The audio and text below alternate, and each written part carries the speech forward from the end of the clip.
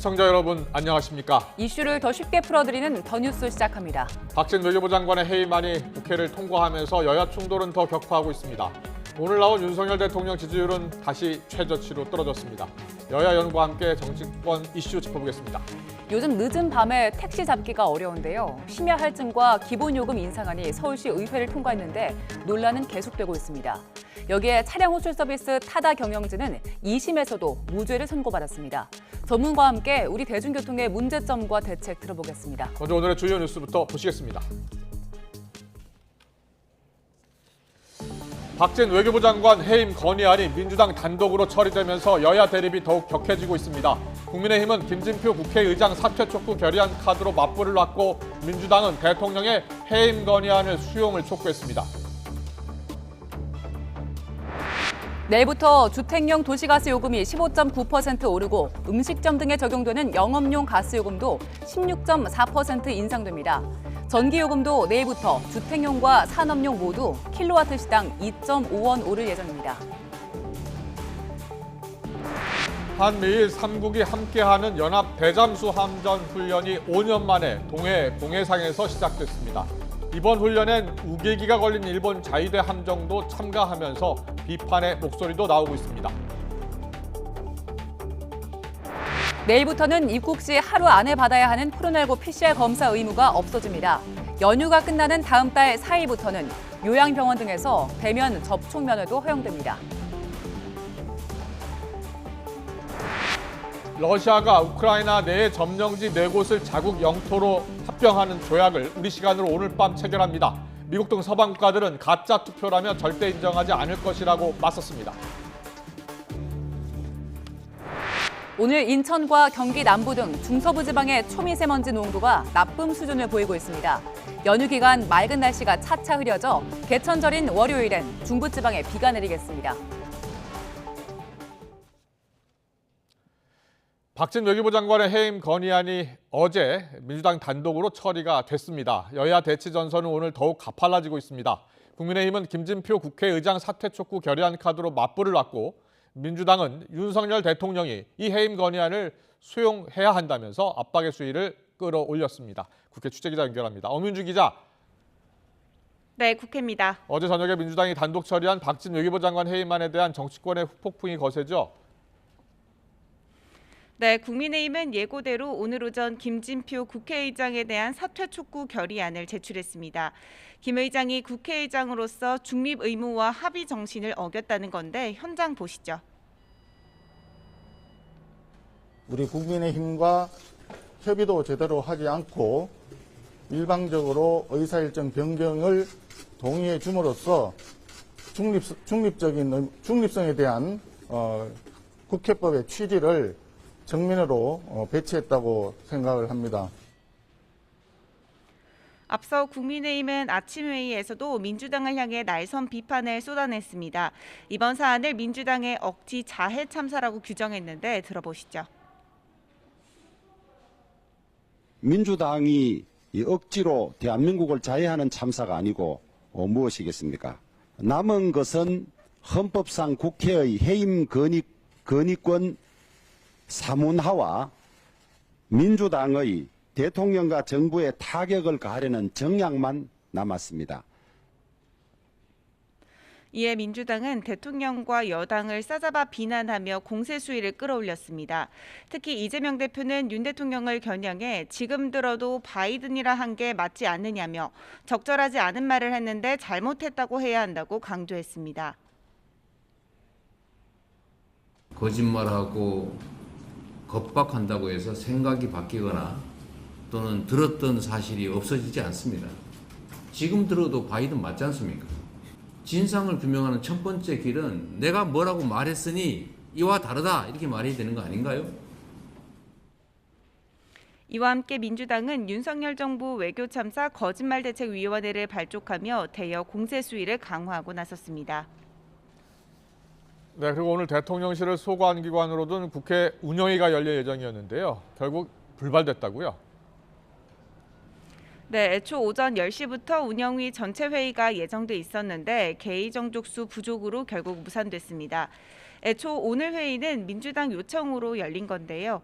국민의힘은 이러한 민주당의 일방적 소집에 반발해 위원장인 주호영 원내대표와 송원석 간사만 참석했고 김대기 비서실장을 비롯한 대통령실 관계자는 불참했습니다. 민주당이 박진 장관 해임 건의안을 밀어붙인 기세를 몰아 대통령실 외교안보라인 경질까지 예고한 만큼 운영위에서만큼은 야당의 공세의 여지를 주지 않겠다는 것으로 해석되는데요. 이에 대해 민주당은 강하게 규탄했는데 국민적 관심사가 있으면 소관 상임위를 열어 정부 입장을 보고받는 것이 국회의 기본 책무였다며 유감을 표했습니다. 양당 간사 간에 합의되지 않았기 때문에 의사일정을 정할 수 없다라고 하는 위원장의 의견으로 회의를 열지 못하게 되었습니다. 국민의힘의 강한 유감을 표명합니다. 이런 가운데 민주당은 대통령실 용산 이전 관련 예산을 놓고 대통령실을 강하게 압박했습니다.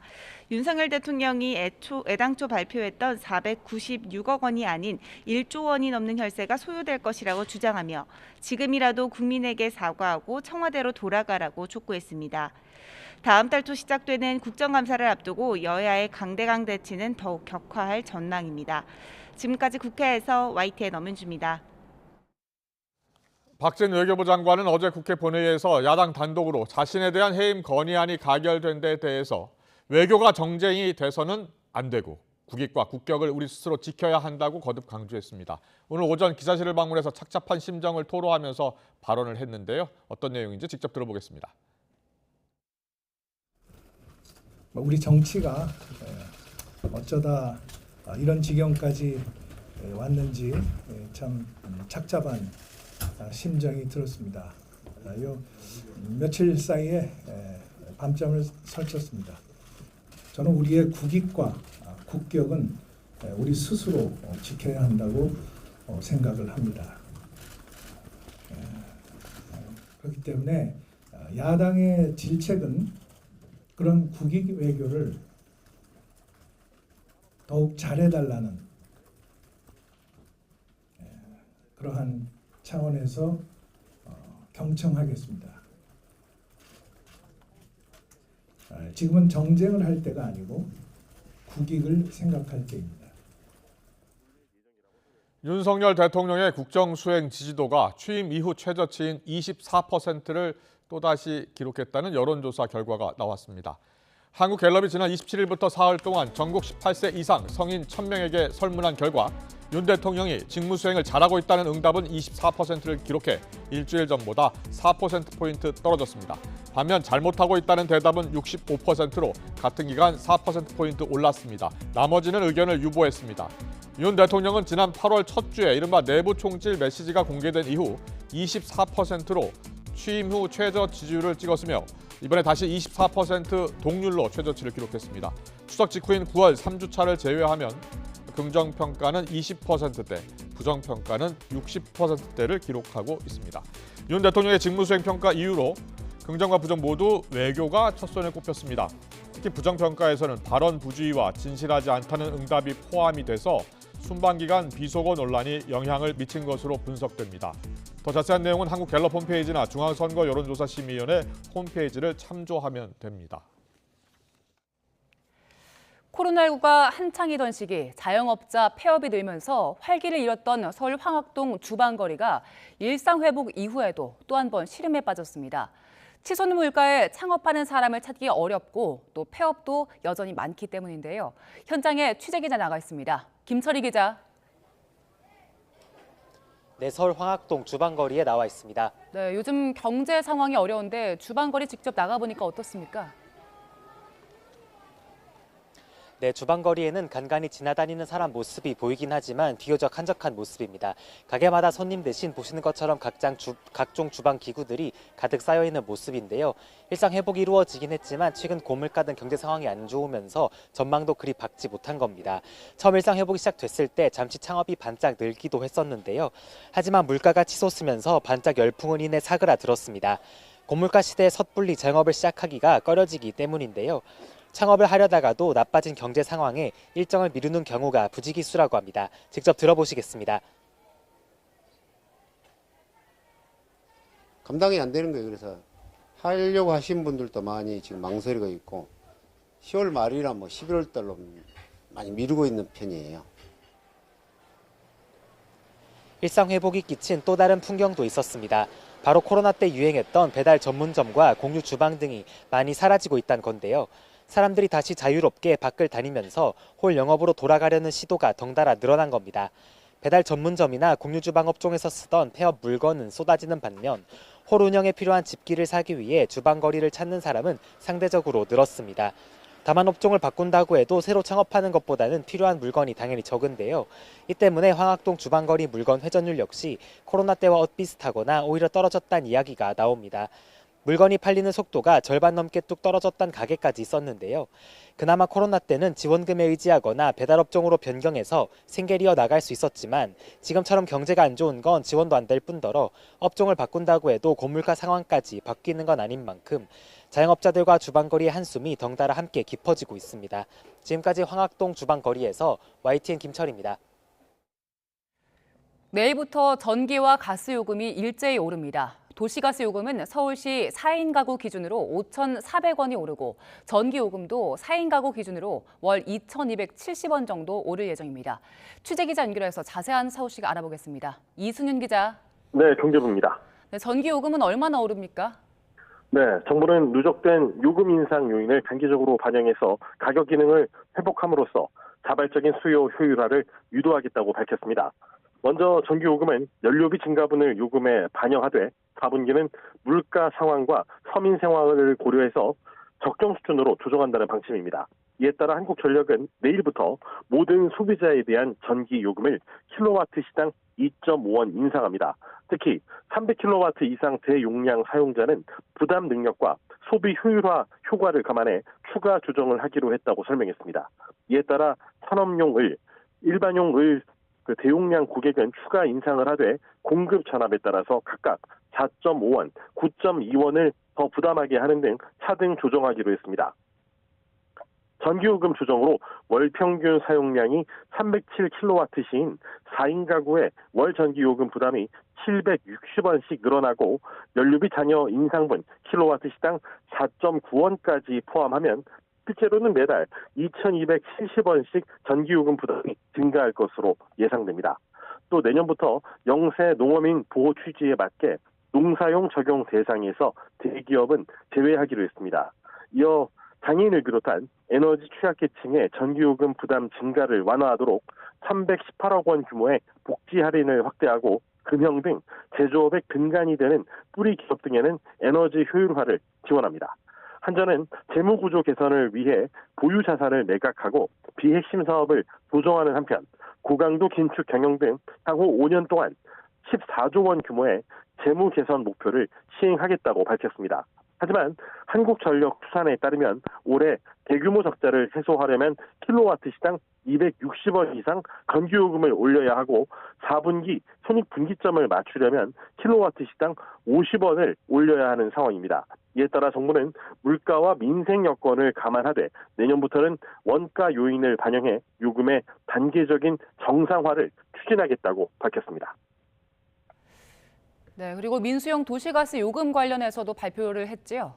네, 그렇습니다. 정부는 LNG 수입 단가 상승세 지속으로 인상이 불가피하다면서 내일부터 주택용과 일반용 도시가스 요금을 메가줄당 2.7원 인상합니다. 우크라이나 전쟁과 유럽 가스 공급 차질로 LNG 시장 불안이 가중됨에 따라 국제 가격이 높은 추세를 유지하고 있으며 환율까지 급등하면서 천연가스 수입 단가 상승이 지속되고 있다는 점을 반영했습니다. 정부는 수입 단가 상승 추세에 비해 가스요금은 소폭 인상됨에 따라 지난해 하반기부터 LNG 수입 단가가 가스요금을 웃돌면서 그 차액인 미수금이 급증하고 있으며 올해 미수금 누적치가 사상 최대 규모로 증가할 것으로 전망했습니다. 그런데 이 미수금이 지나치게 누적되면 겨울철 천연가스 도입 대금 조달이 어려워지고 천연가스 수급에도 차질이 발생할 우려가 있어서 최소한의 수준에서 가스요금 인상을 불가피하게 결정했다고 소개했습니다. 이번 요금 인상에 따라 주택용 요금은 현행 메가줄당 16.99원에서 2.7원, 즉 15.9% 인상된 19.69원으로 음식점 등 영업용 1요금은 16.4% 오른 19.32원으로 목욕탕 등 영업용 2요금은 17.4% 오르게 됩니다. 좀 이해가 어려워서 쉽게 좀 설명을 해보겠습니다. 서울시의 이 가구당 평균 가스요금으로 따져보면은 월 평균 33,980원에서 39,380원으로 5,400원 정도 도시가스 요금 부담이 증가할 것으로 예상됩니다. 네, 그리고 정부가 고강도 에너지 절약 대책을 발표했는데 어떤 내용입니까? 네, 이창양 산업자원통상부 장관은 여전히 에너지 위기감이 부족하고 요금의 가격 기능 마비로 에너지 다소비, 저효율 구조가 고착된 상황이라고 진단했습니다. 이에 정부는 에너지 절약과 효율 혁신, 가격 기능 회복과 수요 효율화 유도 등 가능한 모든 정책 수단을 총동원해서 위기 극복과 경제 산업의 체질 개선을 추진해 나가겠다고 강조했습니다. 우선 올겨울 에너지 사용량의 10% 절감을 목표로 범국민 에너지 절약 운동을 펼친다는 방침입니다.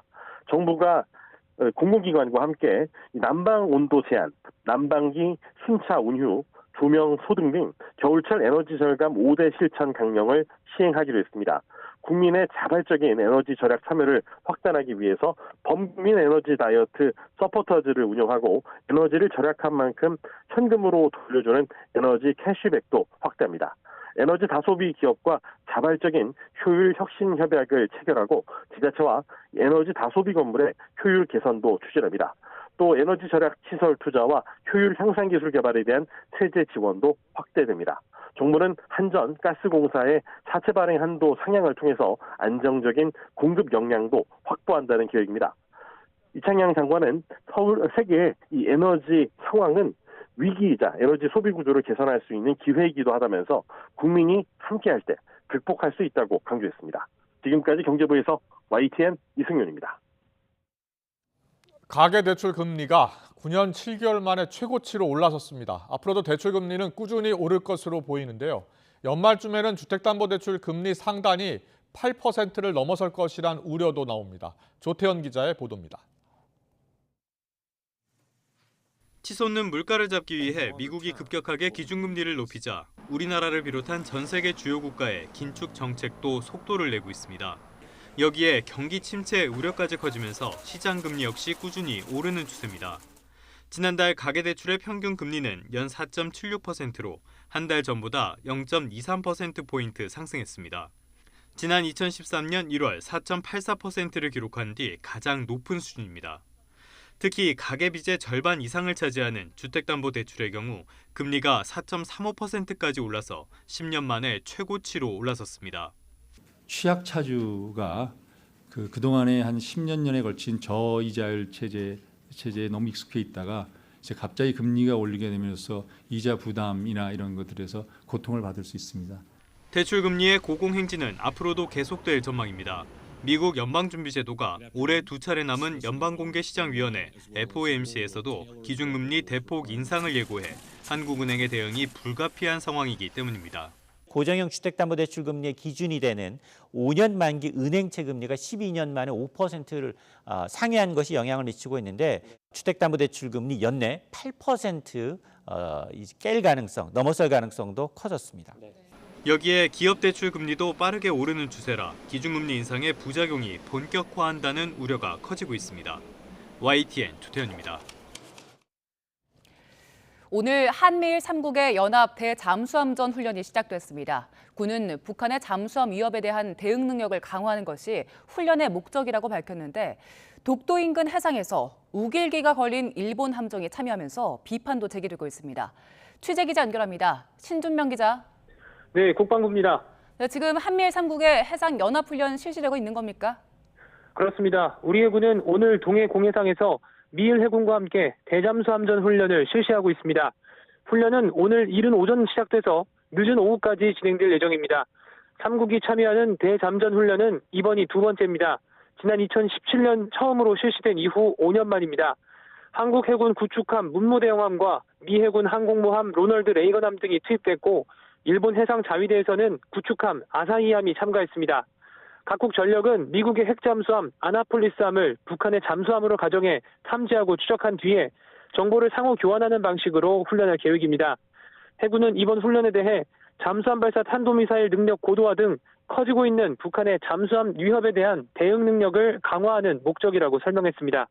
하지만 일본 해상자위대가 자유롭고 열린 인도 태평양의 실현을 위해 훈련을 벌인다고 밝혔다는 점에서 일본은 이번 훈련을 통해 북한을 넘어 중국을 견제하는 목적도 고려하고 있는 것으로 보입니다. 네, 그런데 일본 자위대가 독도에서 멀지 않은 동해 공해상에서 훈련을 하면서 논란도 일고 있다고요? 그렇습니다. 한미일이 훈련 중인 해역은 독도에서 동쪽으로 150km 정도 떨어진 공해상입니다. 지난 2017년 훈련이 제주도 남쪽 먼바다에서 실시된 것과는 차이가 있는데요. 군 당국은 북한 잠수함의 활동 예상 해역을 고려해서 훈련 장소를 정했다고 설명했습니다. 하지만 일본이 독도 영유권을 주장하면서 우리 군의 독도 방어 훈련을 비난해왔던 만큼 독도 인근 해역에서 우길기를 단 일본의 함정과 함께 훈련하는 것에 대한 비판도 제기됩니다. 앞서 더불어민주당 안규백 의원은 한미일 3국 해상훈련 사실을 자신의 SNS를 통해 공개하면서 유사시 한반도 문제에 일본 해상자위대의 개입을 허용하겠다는 것인지 윤석열 정부의 안보관에 의문을 던지지 않을 수 없다고 주장했습니다. 지금까지 국방부에서 전해드렸습니다. 방사청의 전현직 장교가 방산업체에 군사기밀을 유출한 혐의와 관련해서 군이 한국항공우주산업에 대한 압수수색에 나선 걸로 확인됐습니다. 군사안보지원사령부는 오늘 오전 경남 사천 카이 본사와 서울 사무소 등 두 곳에 대한 압수수색을 실시했습니다. 방위사업청 전 헬기사업팀장 A 대령은 지난 2019년 현역 당시 전역 이후 취업을 대가로 카이 관계자에게 헬기 관련 군사 정보를 유출한 혐의를 받습니다. A 대령은 같은 해 말 전역 후 카이의 자회사 임원으로 취직했는데 이후 후임 방사청 헬기사업팀장 B 대령으로부터 관련 기밀을 제공받은 것으로 조사됐습니다. 코로나19 신규 환자가 2만 명대를 기록하면서 감소세를 이어갔습니다. 내일부터 국내에 입국할 때 하루 안에 받아야 했던 PCR 검사 의무가 해제됩니다. 취재기자 연결합니다. 최명신 기자. 네, 최명신입니다. 네, 신규 확진자 현황부터 전해주시죠. 네, 오늘 0시 기준 코로나19 신규 환자는 28,497명입니다. 어제보다 2천여 명 줄었습니다. 일주일 전보다 600여 명, 2주 전보다는 2만 2천 명 이상 줄며 감소세를 이어갔습니다. 금요일 기준으로는 지난 7월 8일 이후 12주 만에 최저치입니다. 위중증 환자는 전날보다 11명 줄어든 352명으로 사흘 연속 300명대를 기록했습니다. 사망자는 하루 사이 42명 늘어 누적 28,406명이 됐습니다. 정부는 코로나19 재유행이 확연한 감소세를 이어가자 입국 관련 추가 방역 완화 조치를 발표했습니다. 정부는 해외 유입 확진율이 8월 1.3%에서 9월 0.9%로 낮아진 점, 그리고 현재 우세 중인 BA.5 변이의 치명률이 낮은 점 등을 고려해 내일 0시 입국자부터 입국 후 하루 이내에 받아야 했던 PCR 검사 의무를 해제하기로 했습니다. 앞서 입국자 격리 의무 해제와 입국 전 검사 해제가 시행된 데 이어 이번 조치로 국내 입국 관련 코로나19 방역 조치는 모두 사라지게 됐습니다. 정부는 대신 입국 후 3일 이내 검사를 원하는 사람은 보건소에서 무료로 PCR 검사를 받을 수 있다고 설명했습니다. 다만 치명률이 높은 변이가 발생하는 등 입국 관리 강화가 필요한 경우엔 PCR 검사제 도입을 검토하겠다고 강조했습니다. 이와 함께 요양병원과 요양시설에서의 대면 접촉 면회가 다음 주 화요일부터 제기됩니다. 이들 시설을 방문하는 방문객은 면회 전에 자가 진단 키트를 통해 음성임이 확인되면 언제든지 대면 접촉 면회를 할 수 있습니다. 또 지금까지는 외래 진료가 필요한 입소자에 한해 외출이 허용됐지만요. 백신 4차 접종을 마친 어르신 등은 외출과 외박이 허용됩니다. 지금까지 사회부에서 와이튼 최명신입니다.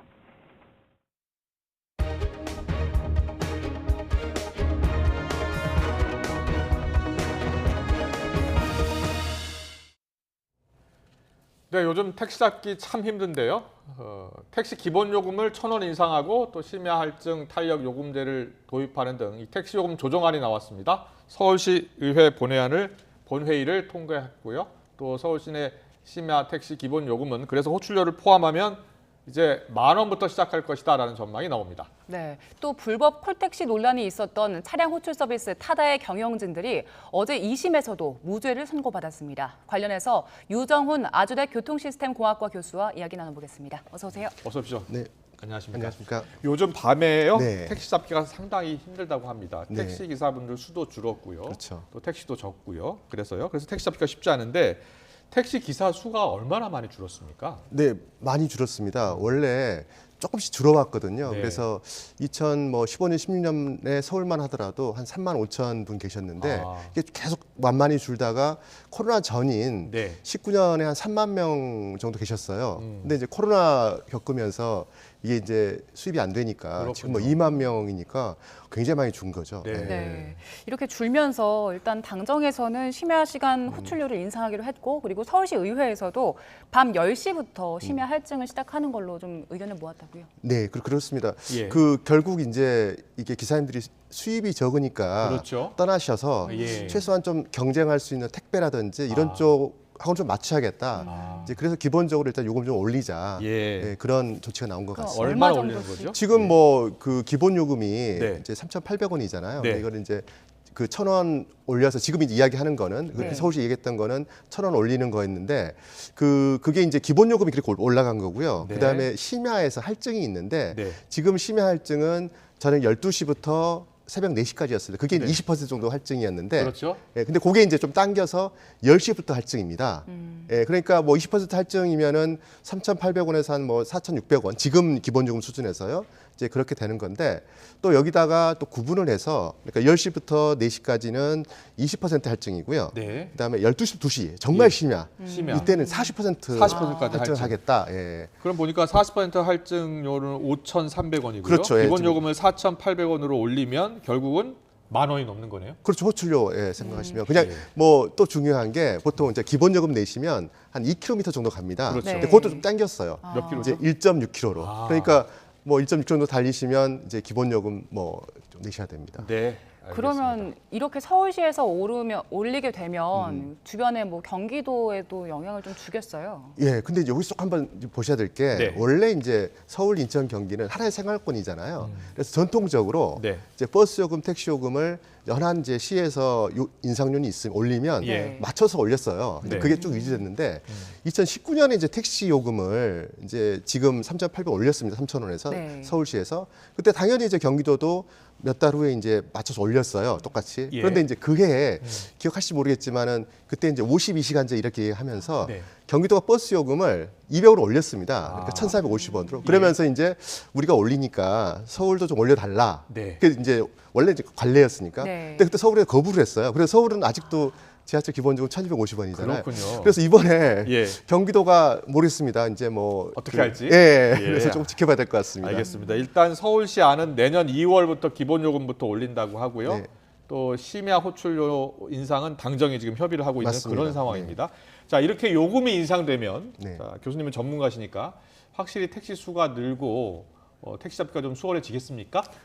일단 택시는 면허제입니다. 네. 그래서 이제 면허의 개수는 이게 이제 바뀌는 게 아니고요. 그렇군요. 이제 그 운전 기사님 돌아오셔야 되는데 네. 예를 들어서 지금 그 법인 택시 같은 경우가 가동률이 30%대입니다. 그러니까 이게 뭐냐면 100대가 있으면 예전에는 예. 한 반전 50대를 이렇게 돌아다녔는데 이제 기사님이 안 계시니까 100대 있으면 30대만 그러니까 70대는 이제 놀고 있는 거예요. 네. 이제 그렇기 때문에 이번에 이제 그 요금이 인상되면서 조금 수입이 올라간다 그러면 가동률이 이제 올라가는 효과가 있습니다. 그래서 일단 법인 택시에 조금 이제 가동률이 네. 올라가고요. 그다음에 이제 또 개인 택시 분들 같은 경우도 이게 그 75% 정도가 60세 이상이십니다. 네. 이제 그러시다 보니까 조금 저녁에 피곤하시고 이러신 게 이제 들어가셨는데 저녁에 이제 또 이게 요금이 올라가니까 아마 또 개인 택시 분들도 조금 연로하시지만 네. 좀 저녁에 나오시지 않을까 예, 그런 좀 기대를 해봅니다. 그렇군요. 기사분들 입장에서 봤을 때 이 정도 요금 인상이면은 다시 돌아오시거나 아니면 새로 유입되는 분들이 있을 거라고 보시는 거예요? 일단 저는 이 요금 인상만 가지고 모든 문제가 해결될 거라고 보지는 않습니다. 그렇지만 일단 이게 일단 기본이고요. 그 다음에 예를 들어서 뭐 그 근무 형태라든지 이런 것들도 조금 이제 같이 한번 이렇게 칵테일요법처럼 다른 것들 같이 좀 해야 되지 않나 생각을 합니다. 알겠습니다. 지금 뭐 코로나19로 손님이 많이 줄었고 네. 그러다 보니까 기사분 수가 크게 줄면서 지금 이런 택시 대란이 발생한 건데 또 일각에서는요. 지금 타다 서비스가요. 네네. 중단되지 않았습니까? 그 맞습니다. 영향도 좀 크다. 네. 이런 이야기들이 있었어요. 네, 굉장히 중요한 이제 말씀하셨는데 예. 제가 이제 앞서 말씀드린 것처럼 이게 면허제거든요. 네. 이제 면허제는 단점이 뭐냐면 이게 면허를 뭐 하루 아침에 이렇게 뭐 늘리고 줄일 수가 없잖아요. 예. 그래서 택시 자체의 총 대수는 고정입니다. 이제 근데 아시겠지만 이게 교통이라고 하는 게 모든 이제 그 출퇴근 시간대 사람이 몰리고 낮에는 한가하고 이러잖아요. 네. 그래서 이렇게 고정된 면허 방식으로는 사실 이게 대처가 잘 안 돼요. 그렇군요. 그래서 이제 외국에서 뭐 예. 2009년도에 미국의 우버처럼 아. 이제 이런 것들은 일반 차를 이용을 하는 거기 때문에 네. 좀 손님이 많을 때는 나와서 이렇게 택시 역할 좀 해주고 예. 없을 때는 이제 안 나오시고 그래서 이런 어떤 그 공급과 수요의 균형을 좀 맞출 역할을 했는데 근데 그게 잘 기억하시죠? 2013년도에 우버 안 되고요. 그다음에 네. 뭐 플러스 타다까지 예. 다 이제 그 법을 바꾸면서 불법화 시켜서 아. 우리나라에서는 그냥 택시만 가지고 이렇게 이제 수요를 대응을 하다 보니까 아무래도 이런 그 수요 공급의 불일치가 좀 큽니다. 예. 2020년에 2년 전에 타다 금지법이 국회를 통과하긴 했지만 맞습니다. 지금 네. 어제는 타다 경영진이 1심에서도 그리고 2심에서도 무죄를 선고받았거든요. 네네. 쟁점이 어떤 게 있었죠? 아 이제 지금 그때 기소가 된 거는 네. 그 여객자 운수사법 개정 전에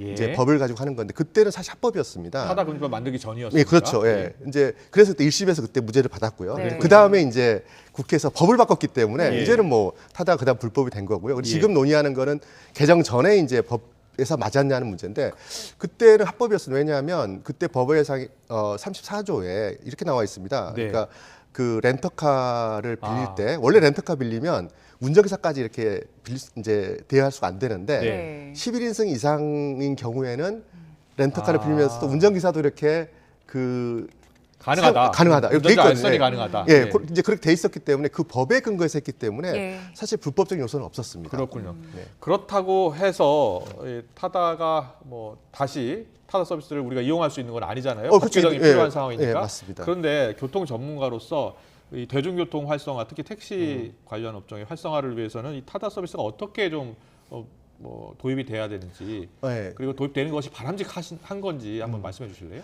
사실 이제 그 타다는 아까 말씀드린 이제 렌터카를 이용한 건데 네. 원래 지금 전 세계적으로 뭐 미국, 뭐 유럽, 뭐 동남아까지도 이제 일반적인 우리 우버 같은 서비스가 가능하잖아요. 그렇습니다. 근데 그게 이제 그 우리나라에서는 안 되는 이유가 그 여객자 운수사법 81조에 네. 이 개인용 자동차를 가지고 돈 받고 운행하면 안 된다. 이게 이제 그렇죠. 있습니다. 이제 네, 못하게 돼 있죠. 그렇죠. 그러니까 그거를 사실은 조금 이제 개정을 해야만이 우리도 이제 우버 서비스 나오는 거고요. 네. 이제 타다 같은 경우 그때 재밌었던 게 저희는 예. 당연히 81조를 바꿔야 된다고 생각을 했는데 그때 이제 타다 입장에서 이거 바꾸고 싶지 않겠다 해서 34조의 조항을 이용해서 했던 거거든요. 그렇군요. 그래서 저는 이번에 이제 좀 논의가 돼서 네. 그러면 이게 34조를 타다 금지법을 어떻게 고치는 것보다는 네. 조금 우리가 그 본질로 돌아가서 81조 그러니까 외국에서 허용하고 있는 네. 그런 자가용 자동차를 가지고 이런 이제 유상 운송 행위를 어떻게 우리가 그 허용할 건지 범위라든지 이걸 논의를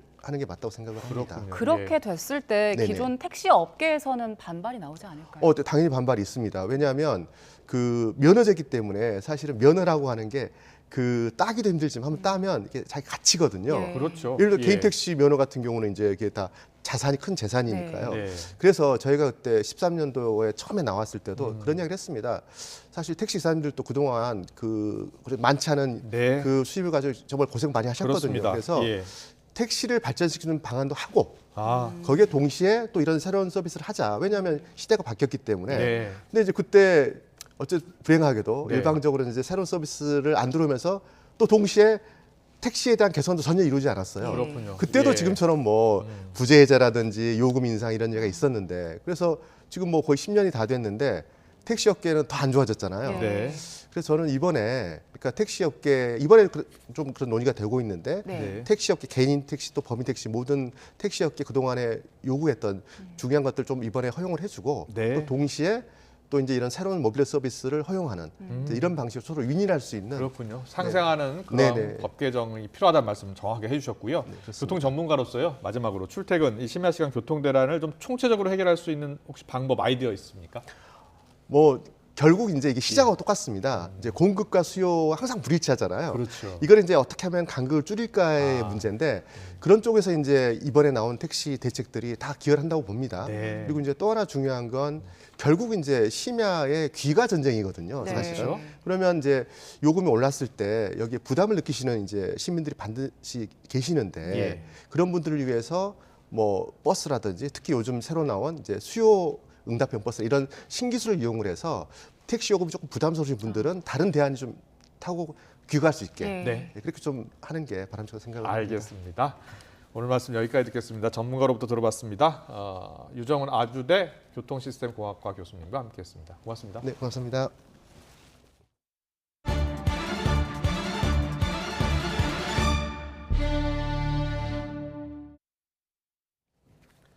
각종 청탁을 들어주는 대가로 사업가에게서 10억 원대의 금품을 받은 혐의를 받고 있는 이정근 전 더불어민주당 사무부총장이 구속 갈림길에 섰습니다. 서울중앙지방법원은 오늘 오전 10시부터 이 씨에 대한 구속 전 피의자 신문을 진행했습니다. 법원에 출석한 이 씨는 금품 수수 의혹 등을 인정하느냐는 질문에 인정하지 않는다며 억울함을 잘 밝히겠다고 말했습니다. 이 씨는 지난 2019년 12월부터 올해 1월까지 정부 지원금 배정과 마스크 사업 관련 인허가, 공공기관의 납품이나 임직원 승진 청탁 등을 알선해준다는 명목으로 사업가 박모 씨에게서 9억 5천만 원을 받은 혐의를 받고 있습니다. 회사 돈 614억 원을 빼돌린 혐의로 구속 기소된 우리은행 직원 형제가 1심에서 중형과 함께 600억 원대 추징금을 선고받았습니다. 서울중앙지방법원은 오늘 특정경제범죄법상 횡령 등의 혐의로 기소된 우리은행 직원 전모 씨와 친동생에게 각각 징역 13년과 징역 10년을 선고하고 각 323억여 원씩 모두 합쳐서 647억 원을 추징하라고 명령했습니다. 범죄 수익 일부를 받아 전 씨의 주가지수 옵션 거래 등을 도운 혐의로 기소된 공범 서모 씨는 징역 1년과 추징금 10억여 원을 선고받았습니다. 2022년 개정교육과정 시안에서 빠져 논란이 됐던 6.25 남침과 8.15 광복 등의 문구가 역사와 사회교과 시안에 포함이 됐지만 민주주의를 자유민주주의로 변경하고 성소수자 표현을 삭제해달라는 의견은 반영되지 않았습니다. 교육부는 국민참여 소통 채널 등을 통해서 접수된 국민 의견에 대해 교과 정책 연구진이 이같이 반영했다고 밝혔습니다. 먼저 연구진은 역사 교육 과정에서 6.25 남침과 8.15 광복과 같은 역사적 사실을 명시해달라는 제안에 대해 핵심 아이디어와 성취 기준 해설, 성취 기준 적용 시에 고려 사항에 해당 용어를 포함했습니다. 다만 자유 가치를 반영한 민주주의 서술과 대한민국 정부 수립 대신에 대한민국 수립 또는 건국으로 변경해달라는 요구는 받아들이지 않았습니다. 이주호 사회부총리 겸 교육부 장관 후보자는 대학을 비롯한 교육 주체에 더 많은 자유를 줘야 한다면서 교육부를 폐지하는 것은 아니라고 밝혔습니다. 이 후보자의 말을 직접 들어보겠습니다. 교육 주체들에게 자율과 자유를 최대한 허용하는 것이 교육의 바람직한 발전을 빨리 유도할 수 있는 최상의 방법이라고 생각을 합니다. 선진국 중에서 사실 우리나라처럼 대학을 산하기관 취급하는 나라는 없습니다. 정말 대학이 우리 청년들에게 희망을 주는 중심기관이 돼야 되고 또 지역 발전에서도 허브 역할을 해야 되는데 교육부의 산하기관처럼 그렇게 되면 안 되거든요. 그렇지만 교육부를 폐지하자는 것은 아닙니다. 경기도 버스 노사가 새벽에 벌인 막판 재협상 끝에 극적으로 합의점을 찾았습니다. 이에 따라 노조도 총파업을 철회해서 경기도 광역 시내버스가 정상적으로 운행되고 있습니다. 차유정 기자의 보도입니다. 팽팽하게 대립해온 경기 버스노사가 막판에 합의를 이뤘습니다. 최대 쟁점이었던 올해 임금 인상률은 5% 인상하기로 합의했습니다. 또 근로여건 개선을 위해 14일 전 배차표를 작성하고 유급 휴일에 수당을 지급하는 협약도 맺었습니다. 시급의 5% 정도. 그리고 내년부터 준공영제를 점진적으로 단계적으로 시행을 해가지고 2025년까지 마무리 짓는 걸로 합의를 했습니다.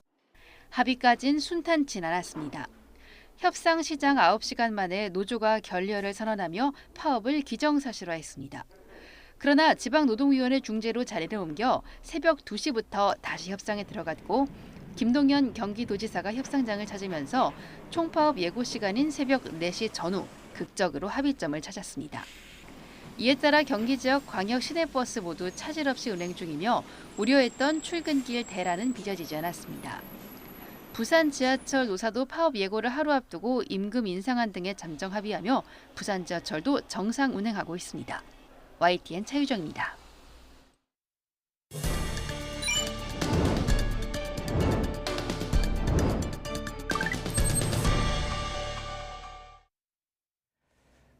정치인과 거짓말, 영화나 드라마들의 단골 소재죠.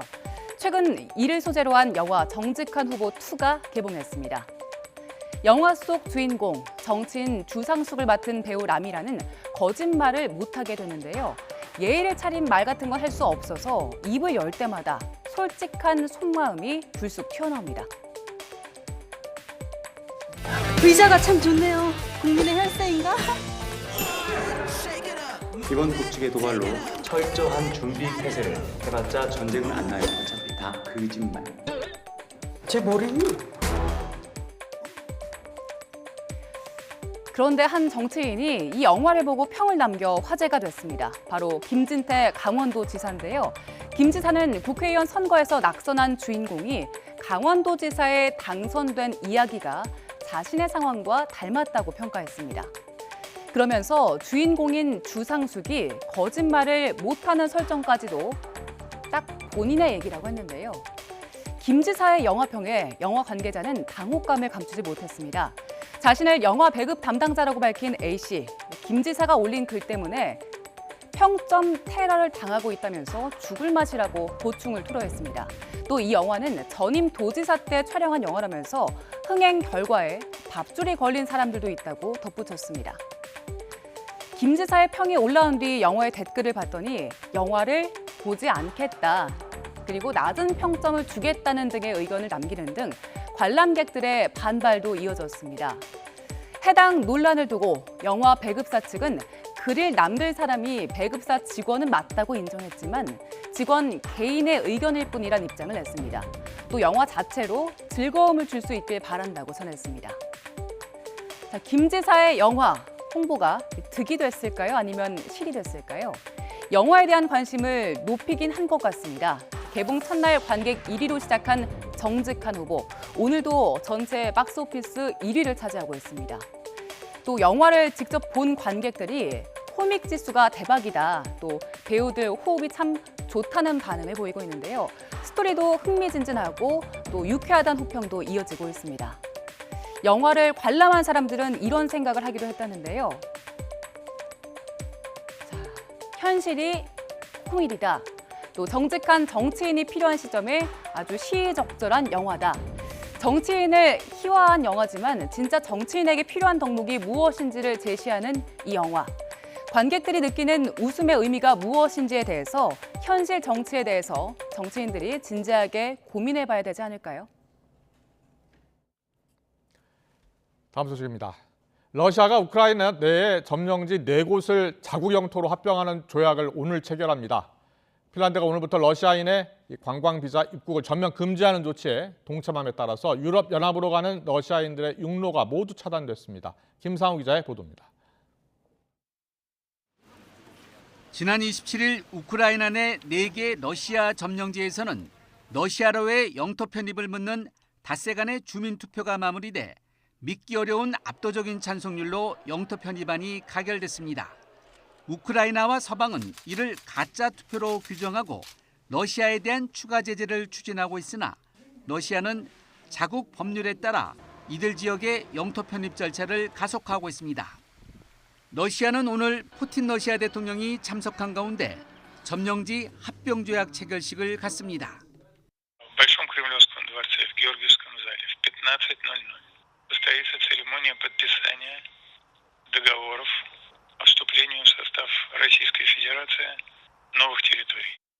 체결에 앞서 푸틴 대통령은 독립국가연합 정보기관장들과 회의를 갖고 동원 영후 무분별한 징집 실수가 있었고 이를 바로잡아야 한다고 지적했습니다. 그러면서 우크라이나 전쟁은 옛 소련 붕괴의 결과로 서방이 혁명과 전국 불안을 부추기고 있다고 주장했습니다.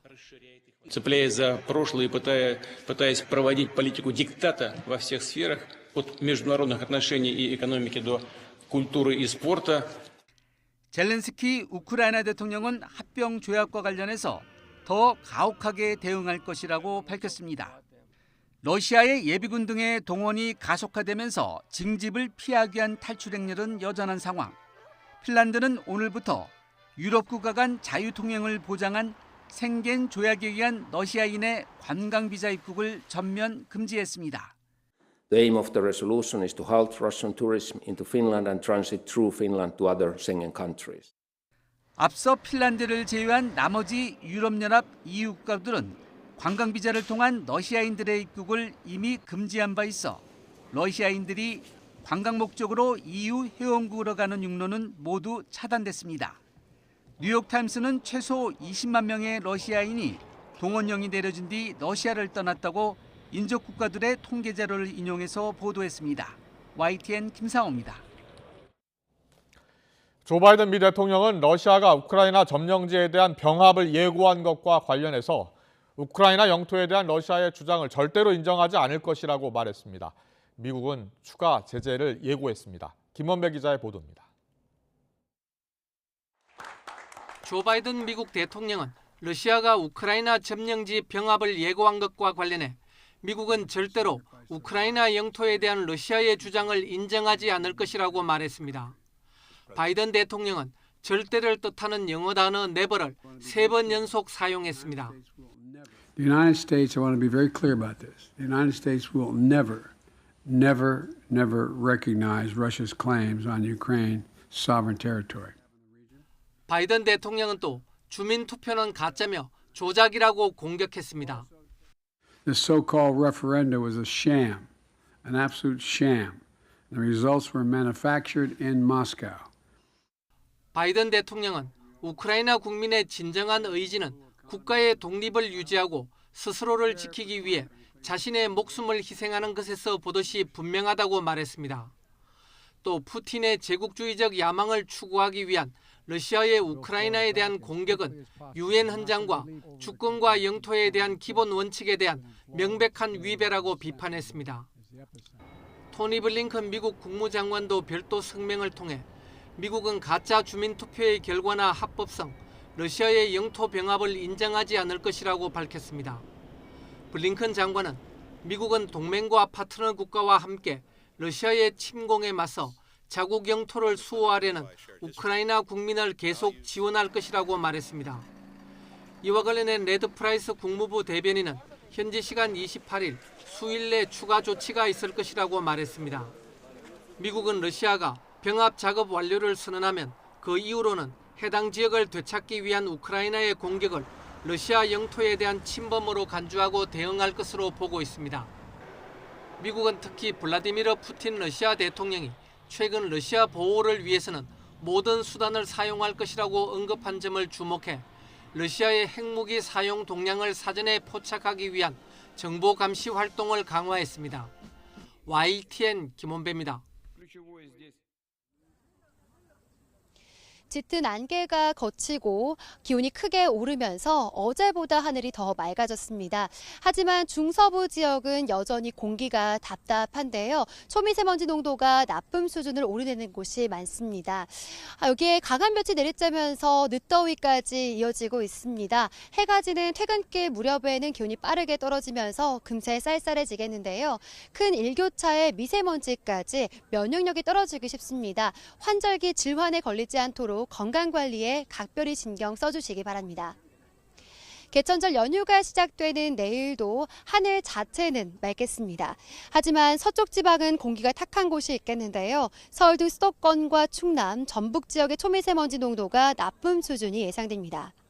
내일 아침 기온은 오늘과 비슷하거나 조금 높겠습니다. 서울 15도, 대전 14도, 광주 17도로 예상됩니다. 한낮에는 기온이 10도 이상 오르면서 늦더위가 이어지겠는데요. 서울 낮 기온 28도, 대구 29도, 광주는 30도까지 오르면서 다소 덥겠습니다. 일요일에는 대체로 흐린 가운데 늦더위가 물러나며 이맘때 가을 날씨를 되찾겠습니다. 연휴 마지막 날인 월요일에는 중부와 전북에 비가 내리겠는데요. 비가 그친 뒤 날이 부쩍 서늘해질 전망입니다. 오늘 낮 동안 강한 자외선과 오존도 주의를 하셔야겠습니다. 오후에 들어서면서 대부분 지역의 오존 농도가 짙어졌는데요. 특히 서울, 경기와 부산, 울산 등 곳곳으로 오존주의보도 내려졌습니다. 오후 2시부터 5시 사이 장시간 야외 활동을 자제해 주시기 바랍니다. 지금까지 YTN 홍나실입니다. 어제 박진 외교부 장관의 해임 건의안이 국회를 통과하면서 여야 충돌은 지금 더 격화하고 있습니다. 오늘 나온 윤석열 대통령 지지율이 다시 최저치로 떨어졌습니다. 잠시 뒤 여야 의원과 함께 짚어보겠습니다.